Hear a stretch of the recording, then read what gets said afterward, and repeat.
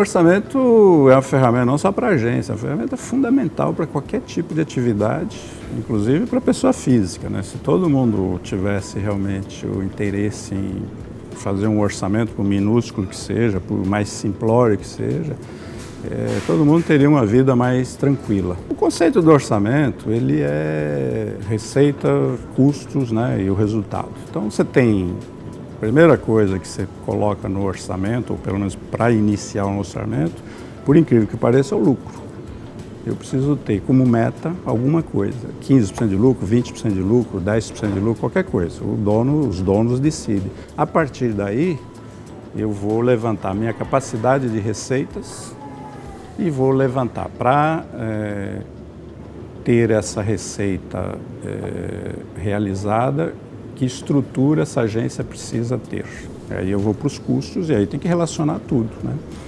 Tem que relacionar desde cafezinho, limpeza, salários. Claro que algum monte de contas é possível que se junte, né, e coloque como diverso. Mas os principais que a gente chama de despesas com pessoal, que na área de serviço é o que mais pesa. Depois tem custo com estrutura, que é aluguel, computadores, enfim. Então, são praticamente esses dois pontos e o resto pode até ser colocado como diverso.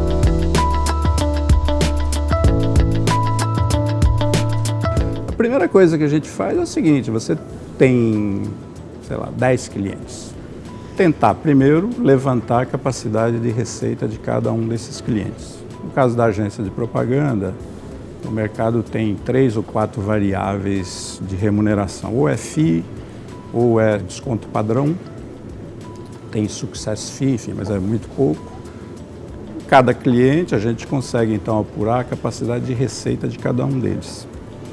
Ou pelo contrato, ou pelo histórico, ou pela perspectiva que o cliente novo coloca.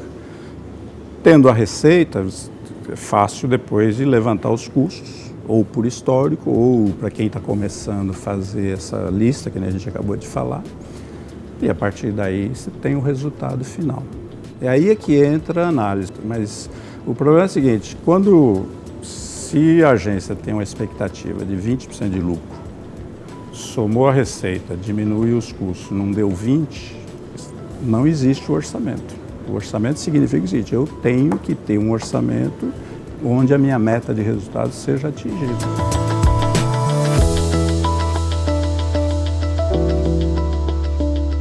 O orçamento não pode ser feito por uma pessoa, pela área financeira. O financeiro, ele tem a tecnologia para elaboração, mas não como responsável pelo orçamento. Então, o orçamento tem que ser feito pelos donos, pelo financeiro e principalmente, ou se possível, pelas equipes, né? Por exemplo, cada departamento de atendimento tem um chefe ou tem um diretor, na criação tem um chefe ou diretor.